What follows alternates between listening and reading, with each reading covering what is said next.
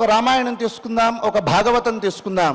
ఈ రామ వేషధారణ ఏదైతే ఉందో, కృష్ణ వేషధారణ ఏదైతే ఉందో, దానిని మనము పిల్లలకి బోధిస్తూ ఉంటే నిత్యము కూడా రాముడి వంటి బుద్ధి అనేటువంటి ప్రచోదన కలుగుతుంది. అలా కాకుండా మనం రాబోయేటటువంటివి ఏవైతే ఉన్నాయో వాటిని ఉద్దేశించి మన వేషధారణ అంతా కూడా మార్చేస్తే వచ్చేటటువంటి ప్రయోజనం ఏమిటి అని అంటే ఏ ప్రయోజనము ఉండదు, అంతా కూడా దుష్ప్రయోజనం. ధర్మం ఎటువంటిదయ్యా అని అంటే తల్లిదండ్రులతో పోలుస్తారనమాట. మన తల్లిదండ్రులను మనం వదులుతామా?